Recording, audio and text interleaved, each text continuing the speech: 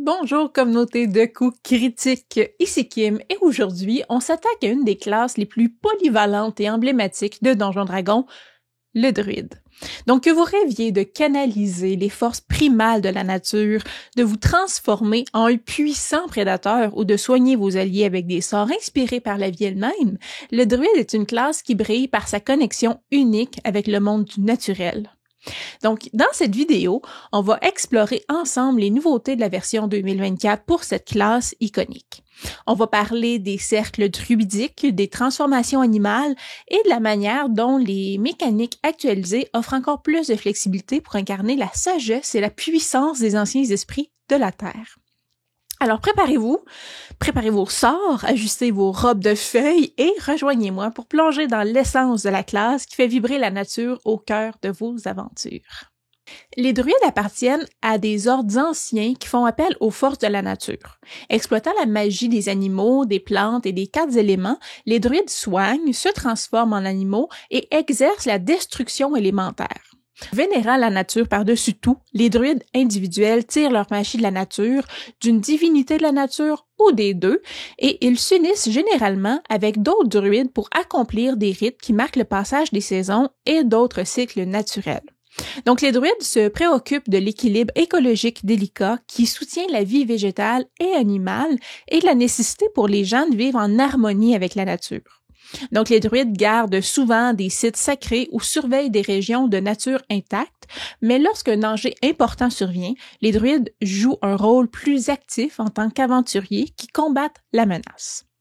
Donc, les druides de la 5e édition sont une classe très polyvalente, mêlant le lanceur de sorts complet à une puissante utilité grâce à leurs habiletés de se transformer en bête. Donc, l'incantation du druide met fortement l'accent sur les sorts de contrôle de zone, ce qui lui permet de façonner le champ de bataille à l'avantage de son groupe. Selon les normes des lanceurs de sorts, le druide est relativement simple à jouer parce que vous avez rarement besoin de suivre plus d'un effet en cours. Mais ça rend certainement pas le moins amusant ou moins puissant le druide pour autant. Donc, le druide est avant tout un lanceur de sorts et va remplir un rôle dans le groupe similaire, au clerc, servant principalement de contrôleur, de guérisseur, d'éclaireur, de soutien et de lanceur utilitaire. Donc, les druides ont également une CA notoirement faible en armure légère uniquement, et avec seulement un D8 de points de vie, ils peuvent être fragiles par rapport à des classes similaires, comme le clerc justement, si on prend pas en compte leur forme de la bête. Donc, les sous-classes de druides varient énormément en complexité. Si vous vous en tenez à une des sous-classes les moins complexes, le druide fait partie des classes de lanceurs de sorts les plus faciles à jouer. Au-delà de ça, l'habileté de se transformer en animal est toujours une recette gagnante pour s'amuser en partie. Donc, concrètement, pour jouer le druide, vous avez un D8 pour les dés de points de vie, ce qui est suffisant pour un lanceur de sorts complet, mais vous rend un peu fragile si vous allez au corps à corps. Au niveau des caractéristiques principales, la sagesse est vraiment l'habileté principale du druide. Ensuite, investir en dextérité permet d'augmenter votre armure de classe et investir en constitution vous donne des points de vie et vous aide avec vos jets de sauvegarde de constitution qui sont utiles pour garder votre concentration. Au niveau des maîtrises de sauvegarde, l'intelligence et la sagesse sont les deux caractéristiques que vous maîtrisez à ce niveau-là.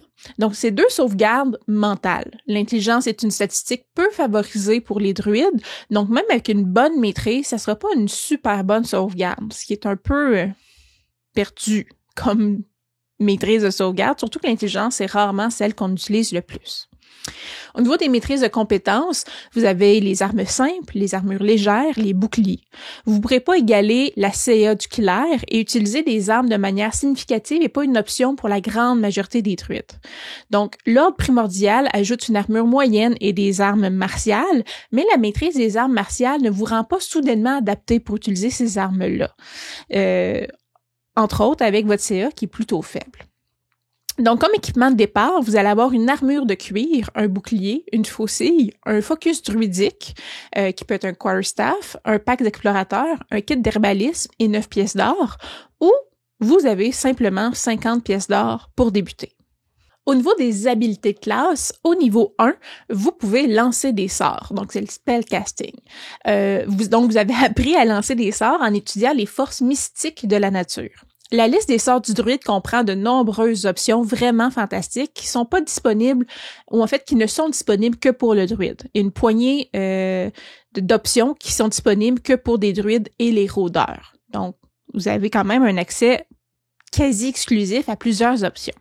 Le druide possède de nombreux effets de contrôle de zone parmi les meilleurs, comme Entangle et Spike Grown, et de nombreux sorts de dégâts uniques, comme Call Lightning. Cependant, les druides manquent de nombreuses options utilitaires qui sont, elles, disponibles pour les clercs et les magiciens, et leur approche des problèmes, comme la résurrection des morts, est souvent différente de celle des autres lanceurs de sorts. Au niveau 1, vous avez aussi l'habileté druidique. Donc, vous connaissez le druidisme, la langue secrète des druides. En apprenant cette langue ancienne, vous avez également débloqué la magie de communication avec les animaux. Vous avez toujours le sort « Parler aux animaux de près ». Vous pouvez utiliser le druidisme pour laisser des messages cachés aussi. Vous et les autres personnes qui connaissez le druidisme détectez automatiquement un tel message. Les autres détectent la présence du message avec un test d'intelligence, investigation de difficulté 15, réussi, mais ne peuvent pas le déchiffrer sans magie. Donc, l'habileté de parler druidique et d'utiliser des symboles druidiques n'aura jamais d'importance là dans vos campagnes, à moins que votre maître de jeu n'écrive spécifiquement quelque chose dans la campagne pour l'utiliser. L'habileté de parler aux animaux locaux signifie que vous pouvez recueillir des informations auprès des rats, des chauves-souris, des oiseaux, des insectes et d'autres bêtes qui sont omniprésentes dans la plupart des régions du plan matériel. Donc là, c'est vraiment à votre maître de jeu de décider si ça vous est utile, mais si votre maître de jeu est prêt à jouer le jeu, j'ai l'impression de me répéter, les bêtes locales peuvent être une source d'information utile, ce qui rend cette habileté-là vraiment pertinente pour le druide. Encore au niveau 1, si vous avez Ordre primordial, donc Primal Order, vous vous êtes consacré à un des rôles sacrés suivants de votre choix. Donc, magicien, vous connaissez un sort supplémentaire à la liste des sorts du druide. De plus, votre connexion mystique avec la nature vous donne un bonus à vos tests d'intelligence, arcane ou nature. Le bonus est égal à votre modificateur de sagesse, un bonus minimal de +1 au moins. Vous pouvez aussi avoir l'option gardien, donc entraîné au combat, vous maîtrisez les armes martiales et vous vous entraînez aux armures moyennes. Donc, il s'agit d'une nouvelle habileté du druide de 2024 qui vous permet de choisir parmi un ordre de druides. Donc, l'objectif ici, c'est de pouvoir personnaliser votre personnage vers une tendance plus magique ou plus martiale. Donc, un thème qui va se répéter dans les prochains niveaux aussi. Au niveau 2, vous vous avez la forme sauvage, donc le wild shape. Donc, le pouvoir de la nature vous permet de prendre la forme d'un animal. En tant qu'action bonus, vous vous transformez en une forme de bête que vous avez apprise pour être capable de vous transformer avec cette habileté-là.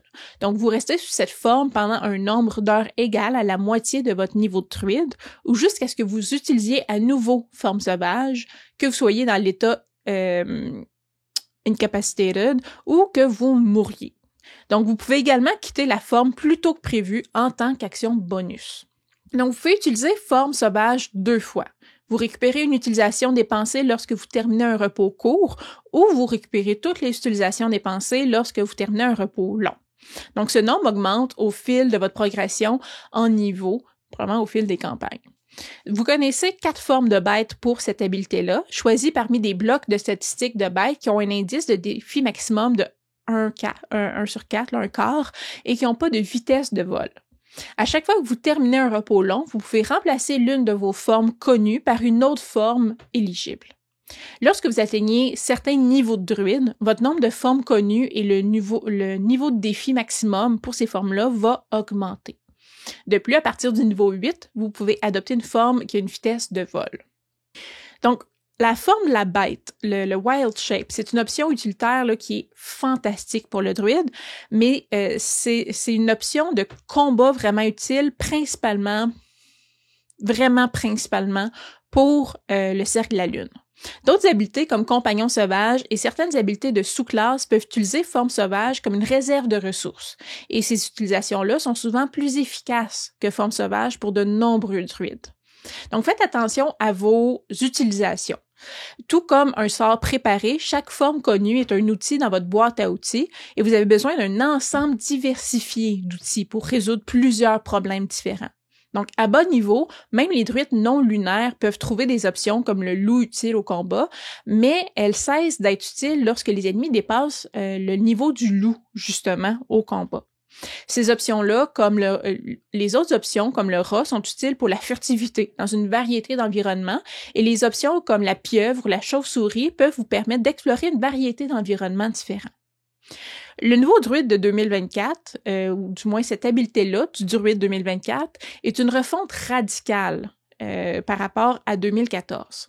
Tout d'abord, vous pouvez désormais utiliser forme sauvage en tant qu'action bonus, plutôt qu'utiliser une action complète comme le prévoient les règles de 2014. Vous obtenez également beaucoup plus d'utilisation que l'ancienne version, donc jusqu'à un maximum de 14 formes sauvages par jour, alors si on atteint le niveau 17.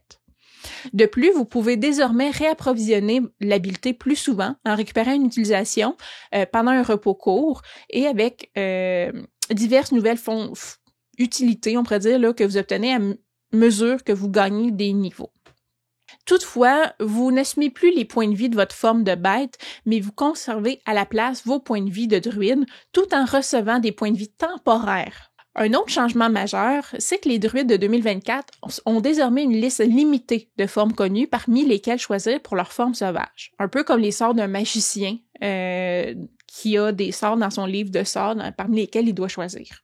Donc, ça permet d'éviter que les joueurs et les DM perdent du temps à rechercher de nombreux ou de nouveaux blocs de statistiques de monstres à chaque fois qu'un druide veut transformer en forme sauvage et trouve une nouvelle bête dans laquelle il veut se transformer. Au niveau 2, encore, vous avez le compagnon sauvage, donc le Wild Companion. Vous pouvez évoquer un esprit de la nature qui prend la forme animale, une forme animale pour vous aider. En tant qu'action magique, vous pouvez dépenser un emplacement de sort ou vous utilisez forme sauvage pour lancer le sort, trouver un familier sans composante matérielle. Lorsque vous lancez le sort de cette manière-là, le familier est féerique et disparaît lorsque vous terminez un repos long. Grosso modo, c'est comme un familier jetable.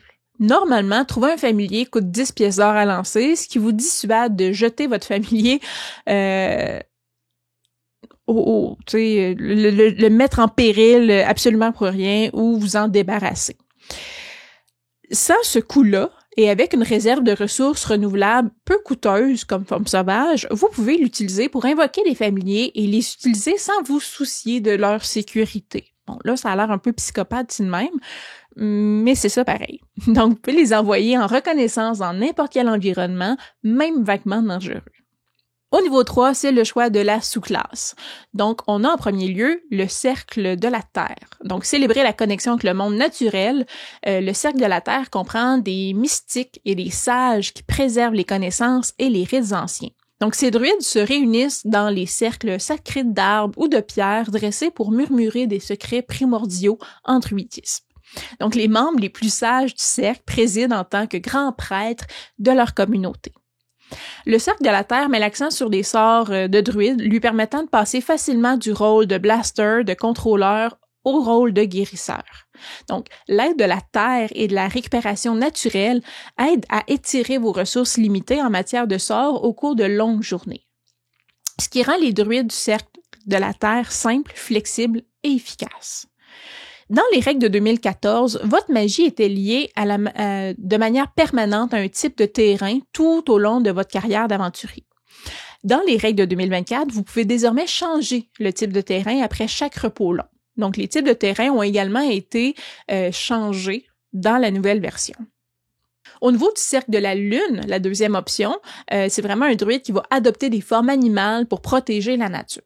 Donc, les druides du cercle de la Lune s'appuient sur la magie lunaire pour se transformer. Leur ordre se rassemble sous la Lune pour partager des nouvelles et accomplir des rituels. Changeant comme la Lune, un druide de ce cercle peut rôder sous la forme d'un grand félin de nuit, planer au-dessus de la cime des arbres sous la forme d'un aigle le lendemain, puis foncer dans les sous-bois sous la forme d'un ours pour chasser un monstre intrus. Donc, la nature est dans le sang du druide. Construit entièrement autour de l'habilité de Wild Shape, le cercle de la lune permet au druide de se concentrer sur son rôle, oui, de défendeur et d'attaquant au combat, sans réduire de manière significative ce que le druide peut déjà faire en tant que lanceur de sorts. On a ensuite le cercle de la mer, donc ne faites qu'un avec les marées et les tempêtes. Les druides du cercle de la mer s'inspirent des forces tempétueuses des océans et des orages. Certains se considèrent comme des incarnations de la colère de la nature, cherchant à se venger de ceux qui la pillent. D'autres recherchent une unité mystique avec la nature en s'accordant au flux et au reflux des marées, en suivant le rythme des courants et des vagues et en écoutant les murmures et les rugissements impénétrables des vents. Donc, cette nouvelle sous-classe vous permet d'accéder à de nombreux sorts sur le thème de la mer et de la tempête. La capacité colère de la mer vous permet de dépenser une utilisation de votre forme sauvage pour créer une aura d'embrun océanique autour de vous qui peut endommager et repousser les cibles proches. Malgré un démarrage plutôt lent, les habiletés du cercle de la mer sont activées au niveau 6 et vous offrent un puissant effet de dégâts à courte portée. Se rapprocher et pousser les ennemis dans des positions dangereuses peut être très efficace, en plus des habiletés de base du druide. Donc, la colère de la mer monopolise votre action bonus, mais laisse votre action libre pour des tâches normales de druide, comme lancer des sorts. Finalement, on a le cercle des étoiles, dont exploiter les secrets cachés dans les constellations. Le cercle des étoiles a suivi des schémas célestes depuis des temps immémoriaux, découvrant des secrets cachés au milieu des constellations. En comprenant ces secrets, les druides de ce cercle cherchent à exploiter les pouvoirs du cosmos. Le cercle des étoiles est très puissant, ajoutant beaucoup de dégâts et de soins, ainsi qu'une mécanique de soutien de Cosmos Omen. La forme étoilée est la mécanique de signature de la classe, servant en quelque sorte de mode de combat overdrive similaire à la rage du barbare. Donc, en dehors de cette forme, vous êtes principalement réduit aux caractéristiques de base du druide, mais vous disposez toujours d'un arsenal de lancement de sorts complet, donc vous n'avez aucun mal à vous en sortir, là, même sans cette habilité-là. Le cercle des étoiles est la seule sous-classe de druide du manuel du joueur qui ne dispose pas d'une liste de sorts supplémentaires préparée. Au niveau 5, vous avez Ressurgescence sauvage, donc la Wild Resurgence. Une fois à chacun de vos tours, si vous n'avez plus d'utilisation de forme sauvage, vous pouvez vous en attribuer une en dépensant un emplacement de sort. Donc, il n'y a aucune action requise pour faire ça. De plus, vous pouvez dépenser une utilisation de forme sauvage, encore là, aucune action requise, pour vous attribuer un emplacement de sort de niveau 1, mais vous ne pouvez pas le faire à nouveau avant d'avoir terminé un repos long. Donc, l'objectif ici est de rendre forme sauvage à la fois plus accessible et plus utile en tant que ressource de personnage. Ça vous donne un excellent moyen de gérer les ressources limitées tout au long de la journée. Pour les sous-classes dépendantes de la forme sauvage, transformer un emplacement de sort en forme sauvage peut considérablement augmenter votre réserve de ressources. Pour les autres sous-classes, vous pouvez obtenir un emplacement de sort de niveau 1 supplémentaire une fois par jour. Bon, c'est évidemment très déséquilibré, mais des sorts sans fin en consommant des emplacements de forme sauvage serait un énorme problème dans la balance du jeu, on s'entend. Au niveau 7, vous avez Fureur élémentaire, donc Elemental Fury. La puissance des éléments vous traverse. Vous obtenez une des options suivantes de votre choix. 1. Lancement de sort puissant. Donc, ajoutez votre modificateur de sagesse aux dégâts que vous infligez avec n'importe quel sortilège de druide. Vous pouvez aussi avoir frappe primordiale. Donc, une fois à chacun de vos tours, lorsque vous touchez une créature avec un jet d'attaque utilisant une arme ou une attaque de forme de bête en forme sauvage, vous pouvez faire subir à la cible un D8 dégâts supplémentaires de froid, de feu, de foudre ou de tonnerre. Donc, vous choisissez quand vous touchez. Il s'agit également d'une nouvelle habileté de 2024. Au niveau 15, c'est la suite logique de ce que vous venez de choisir. Donc, vous avez Fureur élémentaire améliorée, Improve Elemental Fury. Donc, l'option que vous avez choisie pour votre Fureur élémentaire devient plus puissante. Vous devez garder la même option, mais elle devient meilleure. Donc, le lancement de sort puissant, lorsque vous lancez un sort de druide avec une portée de 10 pieds ou plus, la portée du sort augmente de 300 pieds, ce qui est énorme. L'autre option, frappe primordiale, donc les dégâts supplémentaires de votre frappe primordiale augmentent à 2d8 plutôt que juste 1. Au niveau 18, c'est le sort de la bête, donc Beast Spells. Lorsque vous utilisez forme sauvage, vous pouvez lancer des sorts sous la forme de votre bête, une fois transformée, à l'exception de tous les sorts qui ont une composante matérielle avec un coût spécifié ou qui consomment sa composante matérielle. Donc, pour la plupart des druides, la possibilité de lancer des sorts en forme sauvage vous permet d'utiliser cette forme-là beaucoup plus fréquemment au combat afin d'améliorer votre mobilité. Se transformer en hibou ou une autre bête volante vous permet d'entrer et de sortir la mêlée en toute sécurité, ce qui vous permet de lancer des sorts à portée de contact sans risque ou vous mettre hors de portée sans avoir recours à la téléportation comme de nombreux lanceurs de sorts pourraient devoir le faire. Pour Cercle de la Lune, c'est encore mieux.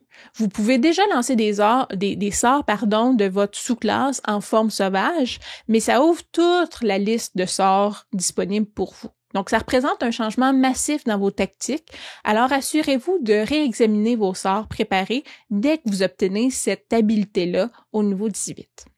Au niveau 19, c'est le don épique, donc le Epic Boon. Vous obtenez un don épique ou le don de votre choix, en fait, pour lequel vous êtes qualifié. Le don voyage dimensionnel est recommandé pour le druide par Wizard of the Coast. Donc, ce don-là vous permet d'augmenter un score de caractéristiques de votre choix jusqu'à un maximum de 30. Vous obtenez aussi Blink Step. Donc, immédiatement après avoir effectué l'action d'attaque ou l'action magie, vous pouvez vous téléporter jusqu'à 9 mètres, soit 30 pieds, dans un espace inoccupé que vous pouvez voir. Au niveau 20, c'est le niveau de l'archidruide, d'où vous devenez un archidruide. La vitalité de la nature fleurit constamment en vous, vous accordant les avantages suivants. Premièrement, la forme sauvage Evergreen. Chaque fois que vous roulez l'initiative et que vous n'avez plus d'utilisation de forme sauvage, vous récupérez une utilisation dépensée. Ça signifie que le cercle de la lune et les autres sous-classes qui dépendent des utilisations de forme sauvage ne peuvent pas entrer en combat sans leurs caractéristiques distinctives. Pour les autres sous-classes, c'est une commodité appréciable, mais vous vous en sortiez déjà probablement plutôt bien sans avoir cette habileté-là. Vous avez aussi magicien de la nature. Vous pouvez convertir des utilisations de forme sauvage en un emplacement de sort. Ici, aucune action requise. Vous choisissez un nombre d'utilisations non dépensées de forme sauvage et le convertissez en un seul emplacement de sort, chaque utilisation contribuant à 2 niveaux de sort. Par exemple, si vous convertissez 2 utilisations de forme sauvage, vous produisez un emplacement de sort de niveau 4. Une fois que vous avez utilisé cet avantage, vous ne pouvez pas le faire de nouveau avant d'avoir fait un repos long. Donc, à ce niveau, vous obtenez 4 utilisations de forme sauvage par repos.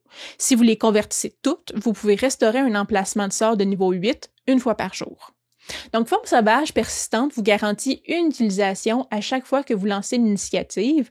Vous pouvez donc lancer un sort de niveau 8 de longue durée en dehors des combats, récupérer l'emplacement de sort, puis continuer à utiliser forme sauvage en combat. Donc, c'est une option très puissante, même pour les sous-classes qui dépendent des utilisations de forme sauvage en combat, bien que vous puissiez toujours vouloir la possibilité d'utiliser forme sauvage plusieurs fois au cours de la même rencontre. Alors, vous devrez donc peser le pour et le contre avant de l'utiliser. Il y a aussi ensuite l'habileté qui se débloque, le longévité. Donc, la magie primitive que vous utilisez vous fait vieillir plus lentement. Pour chaque décennie qui passe, votre corps ne vieillit que d'un an.